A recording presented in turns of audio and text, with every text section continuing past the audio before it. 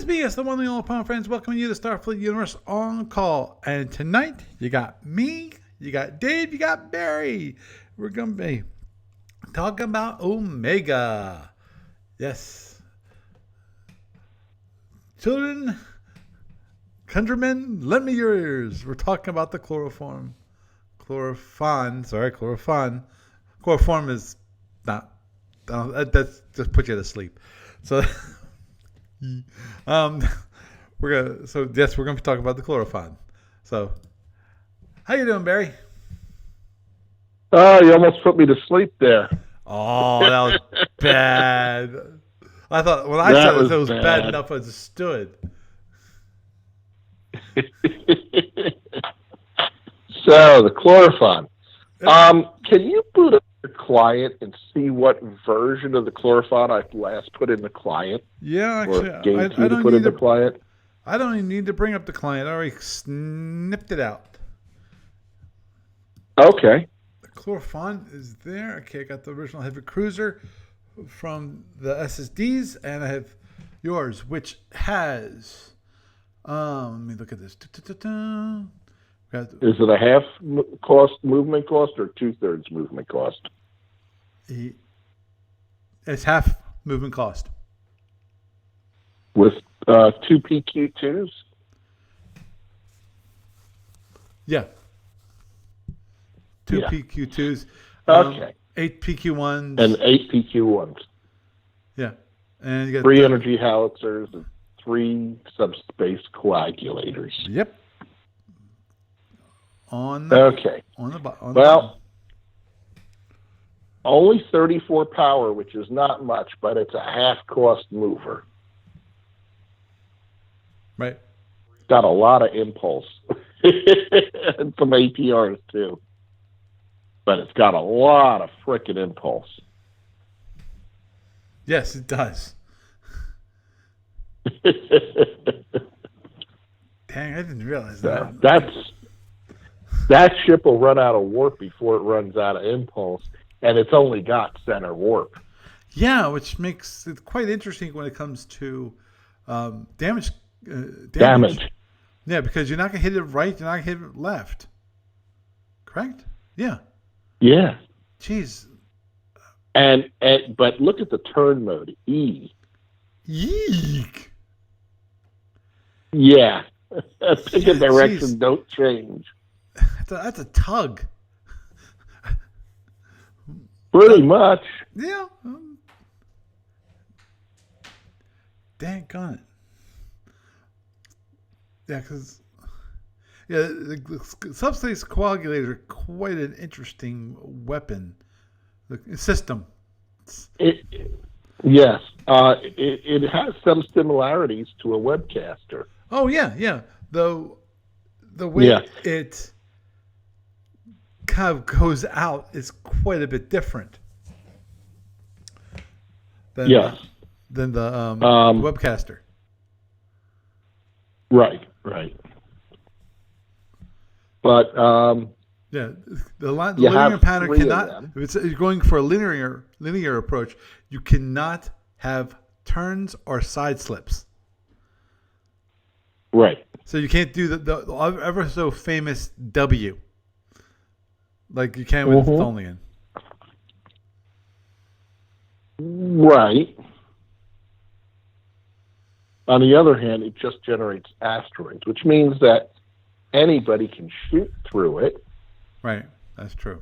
And anybody can move through it. Although, if you're moving through it at high speed, it can cause problems. Right. It can, and what it's really effective at is you shoot ahead of you, run through it before it forms, and seeking weapons following you. Oh, yeah, they're going to be going pretty fast, and they're gone. Plasma torpedoes take damage, too. Oh, yeah, I forgot. Boy. Yeah. Right. I forgot. That's one thing I forgot to look up. I forgot to look up asteroid damage. It's basically what whatever it rolls, that's the amount of phaser points it does. Mm-hmm. And remember that plasmas are moving speed 32, so they are going to hit that high column. And if you set it up as a globe, it's possible that a plasma torpedo could go 3 or 4 hexes of that stuff. Right. Jeez. That could be enough to take out an asteroid. Wow. I was thinking about I don't know. I should have looked up the asteroid damage because of it's in the Omega rule book under the subspace coagulator. They have the asteroid damage chart. Oh, okay. What they don't have is how much electronic the EW, how much it does for direct fire weapons. It says the collision table. Yeah, there's the collision table, but what it doesn't have is how much electronic warfare degradation it does. Right. Yeah. Right.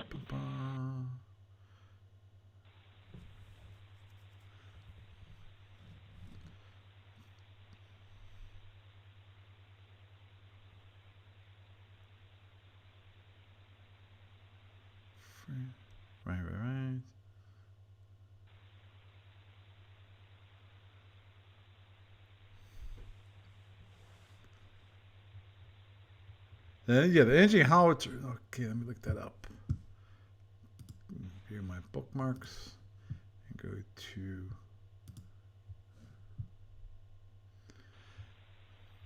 to. Just doing a quick review because I read up this on for a few weeks ago, and so it's a reminder. Okay, it can require 1 to 6 points of energy to arm. Weapons armed with 1 to 3. No. Yeah. This one. Yeah. Okay. Yeah. Yeah, 1 to 3. Yeah, we're still on the subspace coagulator. Okay, I'll switch back. Sorry. Yeah, of course, they don't. The coagulator takes 2 points of power over 2 turns, and then it uses rolling delay after that. And the duration of subspace coagulation is 32 impulses for the moment of initial which form. is double the length. Right. Yeah, double the length of a web. Well, yep. Which can be quite useful because you can. Yeah.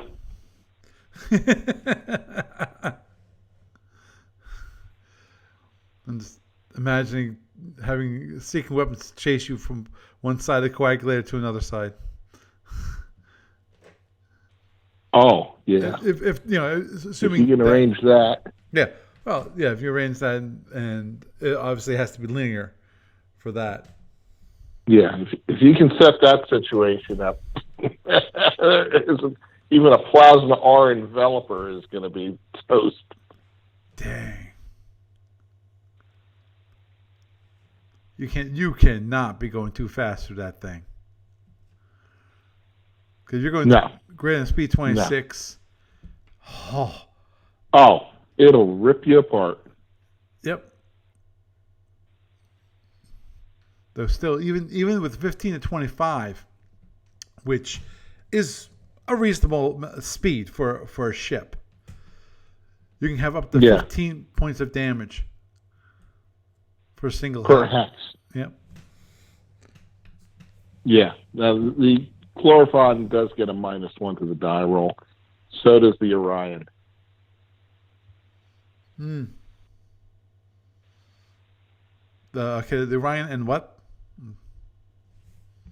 Any nimble ships. Oh, okay. A nimble ship. Okay. Yeah. Are the L'Oreal, their ships nimble? I don't know. Okay. I don't think so. I know they got a very good turn mode, but I don't know that they're nimble. Right. I'd have to go back and check.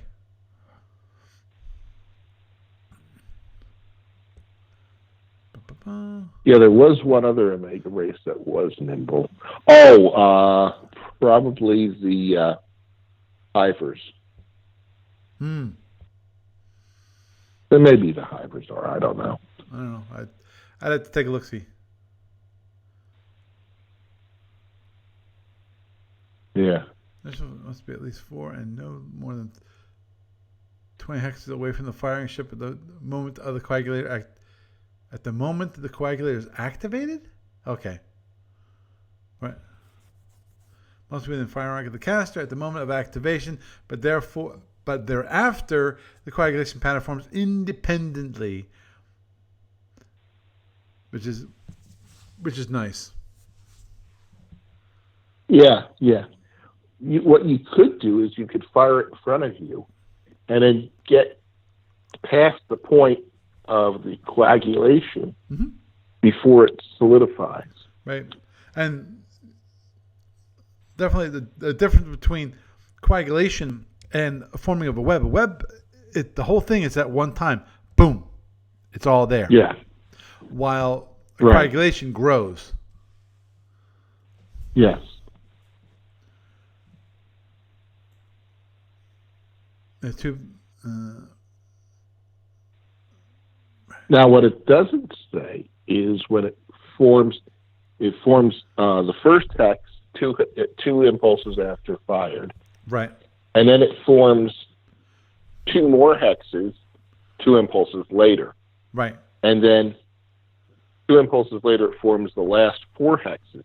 But I don't know if your opponent knows before the hexes form where they're going to form. That is okay. When activated, the first hex it's noted with a temporary counter.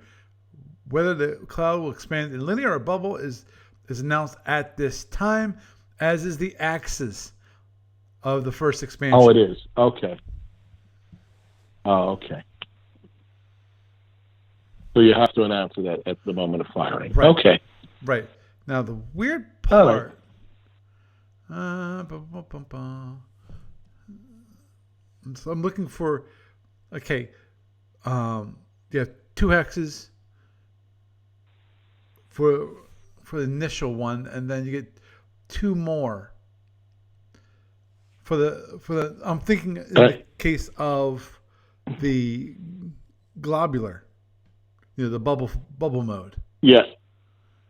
Right. If it's globular, then the last 4 hexes fill out the globe. If it's linear, then the last 4 hexes just continue a line. Right. But I'm thinking about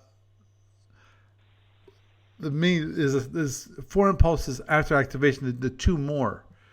Okay, these can be placed adjacent to the initial or on the.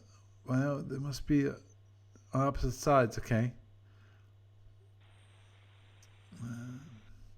And then 2 impulses later, you get the final 4. Right. But I'm thinking about it because you got initial 2 on 2 impulses, and then you get 2 more. And when it comes to the globe, they could either. So you get 1. I think you get 1 on the first. Right. And with 2 impulses later, you get 1 hex. And then 2 impulses later, you get 2 more hexes. Oh, okay. And then 2 impulses later, you get 4 more hexes. Oh, okay. I misunderstood. Yeah. Okay. Yeah, because that doesn't. Really so I think it's 7 hexes long for a globe.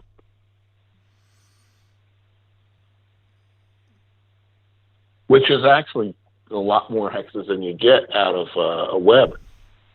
Oh, agreed. 7. Yeah. A web, you only get around 5, right? 5. Right. And this one's a little cheaper to operate than a web. Mm-hmm. Heck a lot cheaper. Although, yeah. Though, of course, and you have 3 of them. But, of course, with a webcaster, there's one thing you can do that you cannot do with a coagulator, and that is use it fire it as a weapon. Direct fire weapon. Yep. That's correct. So, but of course, it's not like the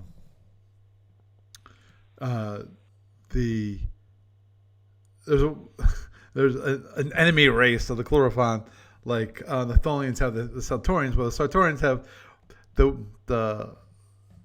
web breaker, shield cracker, web breaker, yeah, web breaker / with a shield cracker mode, yeah, which is interesting.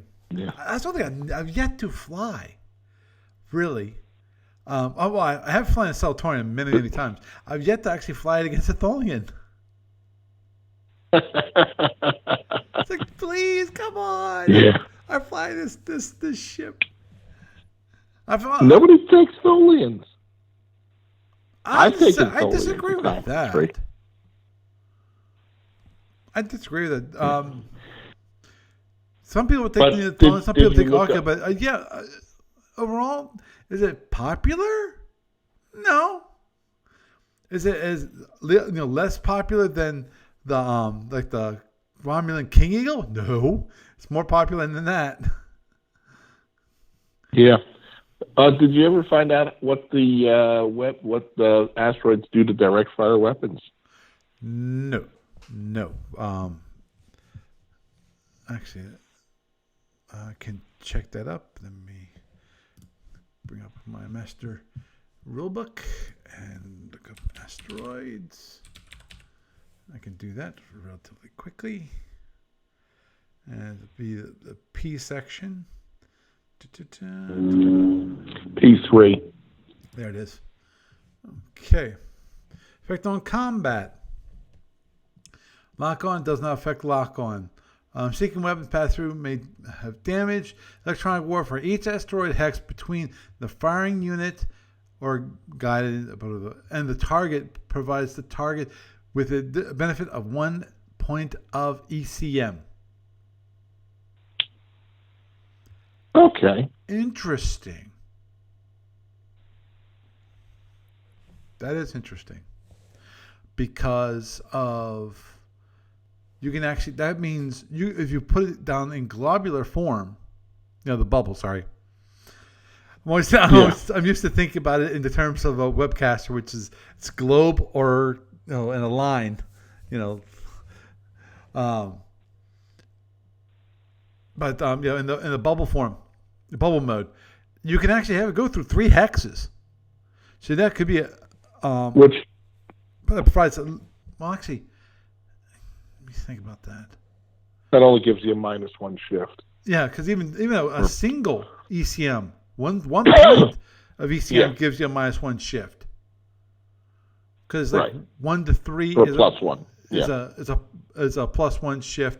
I think 4 to 6 is a +2, if I recall correctly. 4 to 8. 4 to 8. 4 to 8. Okay. 4 to 8. You need 9 to get a +3. Which you can do with a Chlorophon. It is possible. With a subspace coagulator and a wild weasel together. Yeah. It is possible. Would you ever do it? No. A theoretical possibility. It's a theoretical possibility. It's one of those ones that you have to be perfect. Most probably the person firing at you is going to go around your bubble at the very least. We'll go around the bubble or go further, down, up or down from the line. Because in theory, you can, I think, get 3 hexes in a row. Yeah. But even getting the +2 shift is almost impossible. Yeah. No one would fire you a +3 shift, but they would most probably get to the +2 shift at the very least. The +1 is easy. The +2 is almost impossible. +3 is no. Yeah. Well, yeah. As I said, +3 is a theoretical possibility, but it's in real action. It's a rare bird. It can happen for like 1 impulse, and then it changes back to +2, which is just what the wild weasel provides you from the get go. or even +1. Right. Because if you don't have it just lined up perfectly, right, you're not even going to get the +2. Well, with a wild weasel, you can get a +2. You can automatically get a +2. Yeah. Now, moving on, the Chlorophon needs its subspace coagulators because it likes to draw battles out. It plays the long game. Mm-hmm. And that's based on the fact that its weapons, its energy howitzers, do a heck of a lot of damage, but only to shields and power. Yeah. You don't want to fight them in a... Right. I forgot I read that, which makes things interesting, which means to get internals, first fire your energy howitzers to take down the shield, and after that, then you have to use your phasers to actually do damage to the other player's ship. Right. Yeah, the energy howitzers are really good at ripping out other people's shields. Mm-hmm. I mean, it fires if you put 1 to 3 points of power in, right, you can fire it every turn. You have 3 of them. Right. And really, 1 point of power is probably all you really want to put into it. You don't get very much benefit for putting 2 or 3 points of power in. Agreed. You might for 2 points of power, cluster in, you might, depending upon the range, you might get 1 more point of damage. Right. But it doesn't change your hit. That it's, right. But did you see the part about it does that damage to 3 shields? Oh, yeah. Oh, yeah, I remember reading about this. And also, it's very interesting how that affect when it comes to the Andromedans and their PA panels. Yeah. That in the case of an Andromedan, it does not hit. It won't splash to another PA panel. But it does double damage to that one panel it does hit. Right. It does 2 elements of damage, which is, 3 or 4 points. It's doubled, so right. 6 to 8 points of damage, which is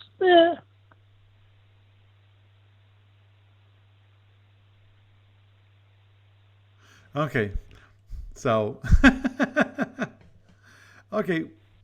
minor correction. Enemy damage element that strikes entirely through a down shield after reinforcement or a PA panel or damages the target without shielding does 1 point of internal damage with the power 1 to 3 and 3 points of internal damage from 4 to 6. Right. Yeah. Now, if you go to 4 points of power, then the damage doubles. Yeah. Then, which is good because. But you can only fire it every other turn. That's the good part. You don't have the power to fire it that many times. Oh, agreed. It's not. The ship does not have that much power. No. It's like 1, 2. But at 1 point of power for those regular shots, and you fire it every turn, and you have 3 of them, you can fire all 3 of them every turn for 3 points of power. That's not bad at all. Mm-hmm. If you can get them in arc, which is kind of hard to do because you turn mode E. Agreed. Though that's also why you have howitzers that are right side and left side. Yeah. So even if they are, the rear shields are facing them, you can still hit them at least with 1. Now, obviously, you have to hit them with 3, but 3 is not exactly easy just because of the arcs involved. You have to have them center lined, front center lined to get all 3. It's more likely you'll get 2. But so you might be shooting the 4 energy mode quite a bit, and then turning to try to get another of the energy howitzers in arc for the next turn. Yep. And then use your subspace coagulators to kind of encourage your opponent to go to where your other energy howitzers can get them. Now, there is a part in the rules that I just couldn't figure out. I think the rule is poorly written because it says it does, they describe what it does if you have shields, and it describes what happens if you're firing against completely down shields. But what if I had 2 points of shield left and I hit that shield with 4 points of energy howitzer? Does it do 2 on the shield and 2 in? Or does it just do the 2 on the shield? Or does it do... It doesn't say. If the shield's completely down, 1 point of power. Right. It does 1 internal. If the shield's completely up, it does 4 damage to the shield. But if the shield goes down partway through, it doesn't say. Okay. Yeah, let me look at the example here. It says of the howitzers basically strikes a number 1 shield facing ship and with a down number 1 and down and number 2 and it was armed. Okay, it would do 2 internals. Okay, that's just then okay.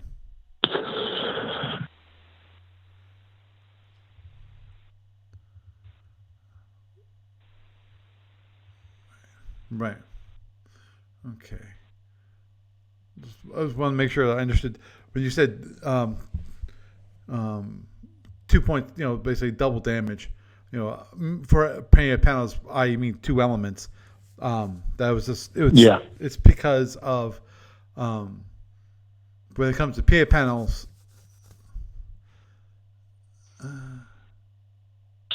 Yeah. Actually, the thing is, I gotta read this again when it comes to PA panels because of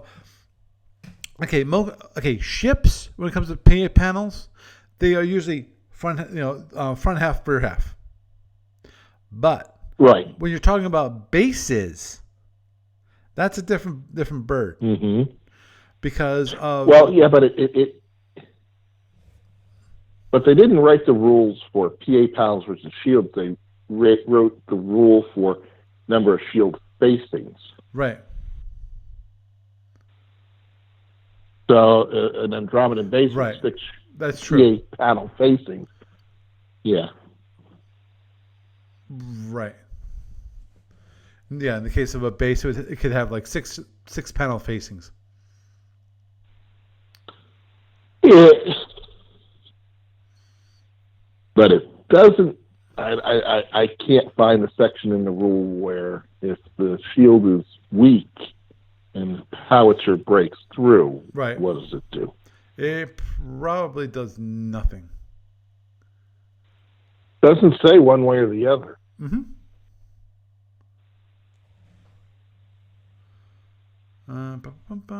Procedure. Fire. Okay, determines the amount of damage. Roll the die. And you fire either. Okay, fire either mode. Either point of fire. When it comes to they do.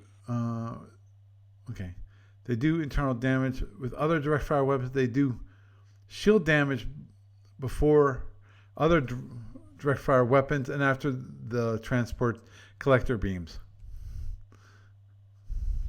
They do not have a separate value and armor of their own. And armor is a little ambiguous too. Okay. Armor is an internal. So it treats it like. I would assume that it would treat. Okay, if it's just armor without the shield, then I would think that it would treat just something that doesn't have a shield. It kind of says something different, but okay. What? Yeah.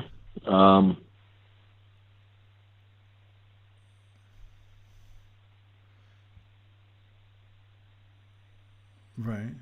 If target units, e.g. shuttles, okay, if a target only has one shield facing, e.g. shuttles, you apply one damage element to that unit. Yeah. So basically, if it doesn't have shields at all, you only apply one damage element. Yeah. This one is always interesting to me. General reinforcement is taken off of each damage element at the discretion of the defending player. Yeah. So basically, it says, okay, I'm going to hit 3 shield facings, and you have general reinforcement up. You can say, I'm going to use that general reinforcement to stop damage from that shield facing. Right. Yeah.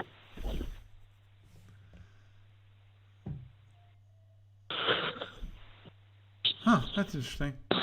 A volley composed entirely of energy of howitzer damage will never generate a leak point. Although the points generated by EH would contribute to the leak threshold. Mm-hmm.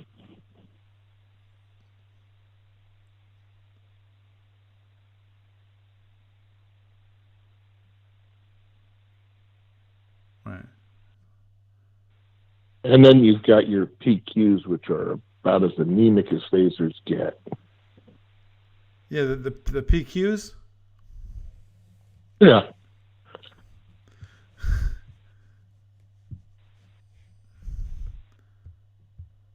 Oops. Let me look at this because, again, I looked at PQs a few weeks back and I've not updated. I've not re-looked at them. Oh, but the PQs have an interesting feature. Okay, they have built-in ECCM. That kind of that works well with the subspace coagulator. It can shoot through its own asteroids without degradation. Yeah. At least the phasers can. Mm-hmm. Of course, PQs, as I said, do squat. Don't look. Depends on which ones you're looking at. Well, the PQ1s are better than the PQ2s at closer ranges. Yeah. PQ1s, they're not as good as regular like phaser ones. But to me, what's the interesting part is PQ3s. Yeah, they're not as good at close range as a regular phaser 3, but the 4 to 7 range is interesting to me. Yes, it is. Because it's 2-2-1-1. Unlike a regular phaser 3 where 4 to 8 is 1-1. Right. Oh, yeah. And you can fire the PQ1s or the PQ2s as PQ3s. Yep.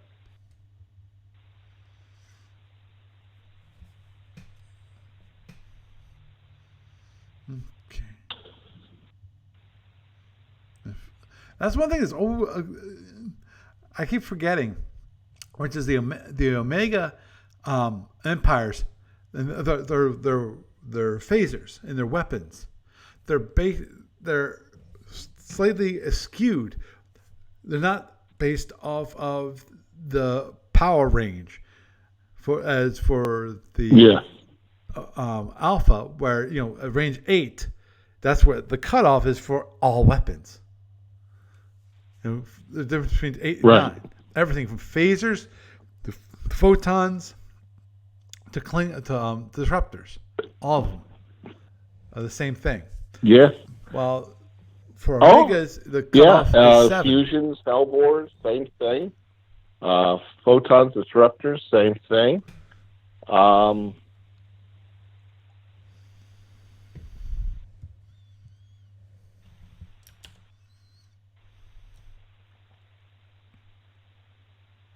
Now, particle cannons from Saltorians are a little bit different, aren't they? No. They're like all well, alpha. Blood breakers certainly are. When it comes to, breakage, yeah. No, obviously, I'm partial to the particle cannons in that the one thing I really like about them is the ability. One, they're capacitor based. Yeah, you have to put half the energy back into the capacitor to quote unquote hold it. Very leaky weapon. Yeah. But more to the point, at the point of firing, you get to decide on whether it's overloaded or standard. It's not like a disruptor where you have to decide at the point of arming.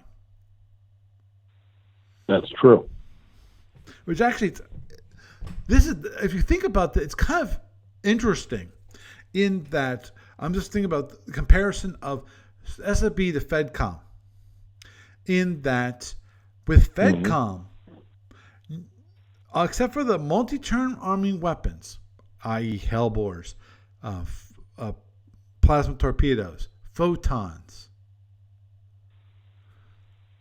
that ability to select whether you're going to fire standard or overloaded changes from energy allocation to firing.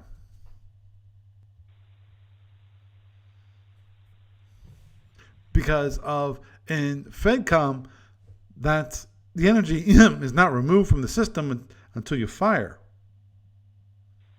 At least when it comes to single turn arming weapons. Yeah. Which it changes the dynamic when it comes to disruptors versus like particle cannons. Right. Yeah, I hate to say this, but I'm starting to fall asleep here. No problem. I'll let you go. Yeah. So next week I'm on a startup, and that startup, I don't know, schedule's going to be kind of nuts for that startup. Then why don't we just plan for you not to be here? It is in Central Time Zone. Mm-hmm. So that'll be down in Tennessee. Mm-hmm. Okay. And what's the next empire we want to hit? I'm on that startup. Yeah. Well, but that startup is. It continues to the end of January for me. Mm-hmm. Understood. So, yeah. All right. Okay. Well, then you have a good night. I will. Okay. You too. Okay. Bye-bye. Bye. Okay. He's gone. Yeah. But which is, I'd have to check, but about the FedCom when it comes to the Omegas, because we do have the playtest rules for the Omegas, and Lord knows I know that they're hoping for people to play them and playtest them. Actually, that might be a really excellent idea, which is see if I can get some of the Omega ship cards. I have to check to see. I think they might be only available online. See if I can get it from Steve Cole. In the effort and the hope, maybe just maybe having it available online might help people to volunteer to playtest. Not have a lot of, but at least have a few of the ships. If Steve Cole is concerned about the whole piracy thing, just give me a few, just a few. I'm not asking for a lot, just something so people can play them and play test the rules, because that's one thing which is always weird, which is the conversion of SFB rules to FedCom. And as I pointed out with the disruptors, the disruptor thing, which is it actually changes the dynamic of the firing of that weapon. So, and the weird to me, the weird part about FedCom was the whole idea was to make it simpler. In most part, it did do that. But the one thing that still you could not get away with, you could not remove yourself from, which is multi-turn arming weapons. As soon as you add multi-turn arming weapons into the mix, at that point, you have completely and utterly brought it back to SFB. Yes, you've simplified the EA, but you still have an EA procedure. Versus, I think that the original, in my mind, the original concept, the original idea was to simplify it greatly. To the point where it's not quite the level of beer and pretzels, but one thing it could do is make it so introduction is a lot easier. And in my mind, if they could have removed all multi-turn army weapons, because what's one thing I appreciate with Ken Burnside, which was for his what is it? The vector? I forget what. Attack vector, which got changed names into something else. I forget what it's called off the top of my head, and I apologize. Sorry, Ken. But one of the original ones I saw him do, which was actually quite interesting, which was instead of having energy allocation, what he used was action points, and you had to kind of action points that you saved up and used during the turn. And that's how you fire weapons, is these action points. And then that could do the damage and all that kind of thing. Which I think it's a fantastic idea. But in my mind, you could as I said, if you get for FedCom, if you could take it from get rid of all those multi-turn arming weapons. In my mind, in theory, you could still have the multi-turn arming weapons. This is a tough part. I'm sure Steve Cole has looked over the whole idea to have it so it's even simplified more. So all you have to do is all you need to do at the beginning of a turn is you do one thing. You take the energy and you select how fast you're going, and that's all you do. Everything else is dynamic. It's on an as-needed basis. But, of course, that changes the dynamic of the photons greatly because of let's say we allow people to fire their photons. They're still multi-turn, quote-unquote, multi-turn arming weapons. Meaning the way to make them still multi-turn without having to manage the multi-turn energy allocation portion is to completely and say, okay, it's a cooldown is what it is. Photons now, instead of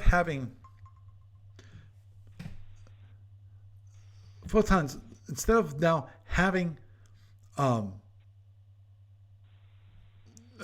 multi-turn arming weapons, they have cooldown periods. So if you fire them, they're still kind of multi-turn.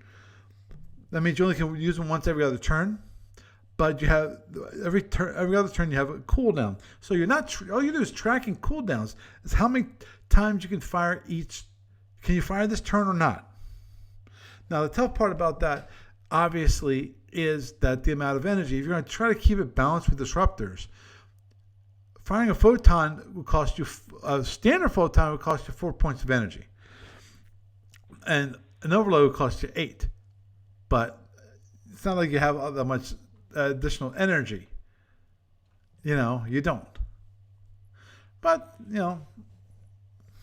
It changes the energy dynamic, and I can understand why Steve Cole never decided to go that way. But, I think if that would have been possible, to change it so it was completely remove the energy allocation whatsoever, so that it was completely dynamic. I think that'd be great.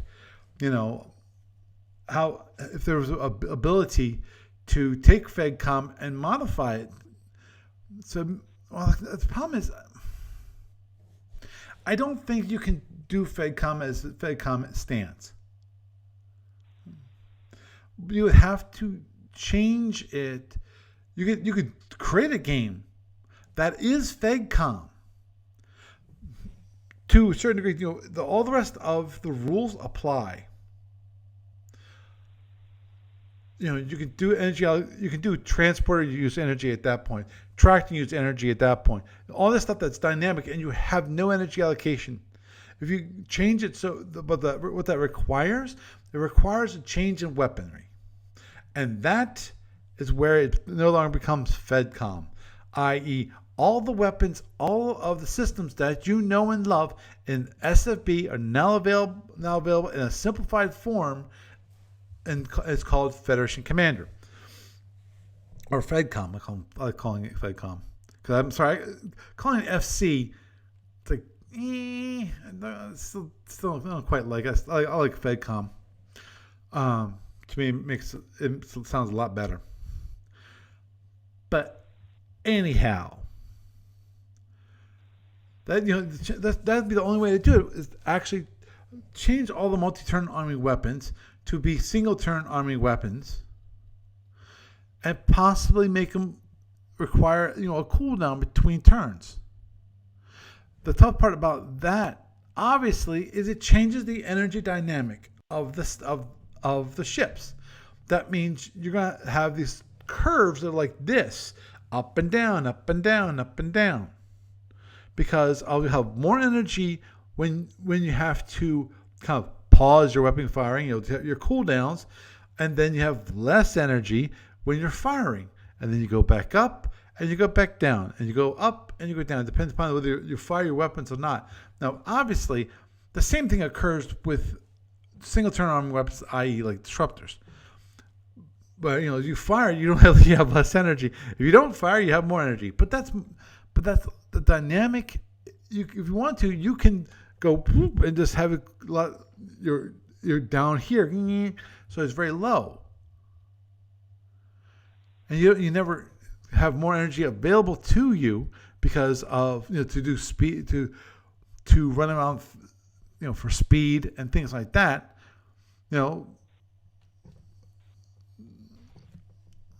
I'll see energy allocation, but that's one thing I definitely agreed with what Steve Cole did when it comes to FedCom, and that is going from, you can take all this energy that you're not using, you can put that to defense. You can put that so that you are reinforcing your shield and saying, no, there's a limitation of how much energy you can put towards reinforcing that shield.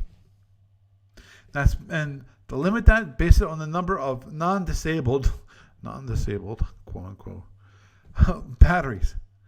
As to be honest, I'm gonna be honest here. As if you guys would not, as if I wouldn't be otherwise.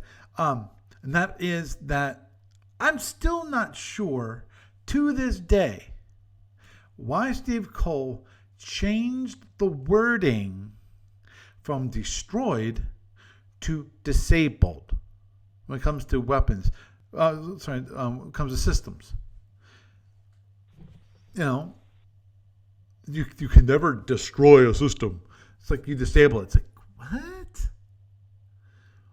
In the case of so you never can blow up a ship. Oh yeah, you can blow up a ship, but you've disabled all the weapons and you can blow up the ship. It's like, okay, then you didn't. in my mind, you didn't disable the weapons; you destroyed them. So you actually can destroy something. You can blow up a ship. Maybe a kinder, gentler SFB. I don't know. It's just one of those things that's, to me, it was always kind of goofy to me. Why would you do that?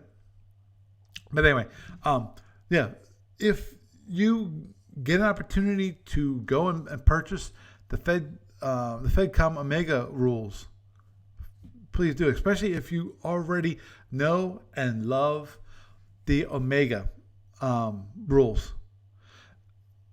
Are the Omega rules perfect? If you've been listening to me and Barry talk about it, yeah, there are issues. Heck, there are issues with the alpha octant stuff. If I recall correctly, there was an issue with the PF rules for Zinties, I think it was. There was when it comes to the MRNs, the multi-role needles. I think there was an issue with that Aaron Staley pointed out. And I don't think it ever got resolved. It's one of those things that he wanted to know. Okay, in this scenario, but I think it was I'm pretty sure it had to do with the damage allocation when you do substitutions for the multi-role needles, because multi-role needles are kind of weird. Because the thing is, when you can replace, it's like an Orion, in that you can replace the weapon systems. And multi-role needles, basically you swap things out. They have these modules just like the Romulans, where you actually can switch out the modules, and so that those systems kind of that are put in those are kind of replace systems that are part of the original needle. And I don't think that was ever resolved. Or at least I don't think there was any addendum or otherwise fixes, errata, on that, or not correction, it's clarification is all would be needed. We're not changing rules here. We're just kind of getting a clarification. Now, it's possible that happened, and I totally missed it. And if anybody knows of the clarification was given either in a captain's log or online, please tell me, and I will definitely look it up and shut up. And I'm sure there's also other issues with the rules, but here's the thing: the reason why some of those are probably, I'm going to bet have not been pointed out, is because of not everyone gets into that situation that way they have to know what the resolution of that rule is. And most of the time when they do need to have that resolution, they will post it on the discussion board so that can be done. So I think with that, I will wrap this up for this evening. It was a lovely time with Barry. We got to talk about the Chlorophon. Sorry we did not talk about tactics as much about the Chlorophon. Sorry, Chlorophon, not chloroform. Because of some of the tactics are kind of obvious for some people. For us, obviously, the Chlorophons are going to be going mostly slower because of their turn mode issue, though, and because you want to be able to get the weapons into arc. But the problem is they don't have much power, but from the looks of it, when it comes to warp, the warp will survive forever. So you don't have problems with that. The only problem you're going to have problems, and they have plenty of forward hull, plenty of aft hull. Impulse, I have to look the damage allocation chart of Impulse, because Impulse, if I recall correctly, you have to go through all of the forward hull to hit the Impulse. So it takes quite a bit of a beating. It might have the problem of the hydrant, where basically you knocked off the weapons off the ship. But that, I think, is less of a problem with weapons as much as it is how those weapons are to hit. And I don't think this suffers from the same thing. And even if it did, let's say the subspace coagulators, which I think, let me just see if I have them.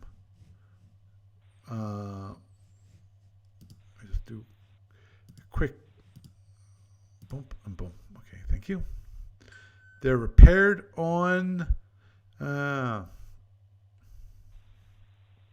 don't see. They say repair for 6 points of repair, but I don't see if. Actually, no. I'm looking the wrong. Destruction are destroyed on torpedo hits, and the subspace coagulators are on drone. Big surprise, and I don't think that So you can so you can knock off the subspace coagulators. The biggest issue. Excuse me. I should have.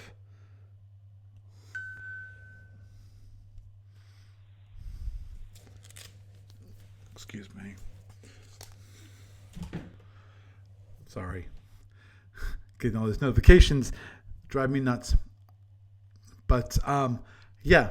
So even if that was the case, obviously the biggest issue it's going to have, it's a long run as Barry pointed out, but the biggest issue is going to be that if you get past the shields, it's got problems because it only has 3 of each. The subspace coagulators, if you lose them, it makes things more difficult when it comes to defending yourself because you can't slow people down as easily. And of course, the great thing about those is the arcs are quite good, so that you don't have to be facing them to fire them off. But for the howitzers, you're gonna probably get 2 if you get them in a forward arc. And because you're not gonna get them center line forward, you might get them center line rear, which is a possibility. So if they chase you, you can actually hit them. Not a bad ship. Interesting, but I don't. It's one of those ships that I would really like to play just to see how those systems really work together. Because my biggest concern would be the energy howitzers. There are only 3 of them, and they get knocked off the ship relatively quickly. And the coagulators, you can, as I said, because heavy weapons wise, you're very limited in the number of heavy weapons you are, and they might run into the same issue that the hydrants run into, which is a small number of heavy weapons, and those are easily hit. So they can probably be running around the board and just don't have any weapons. So I think we'll wrap it up with that. This is Paul Franz, and I bid you a good night.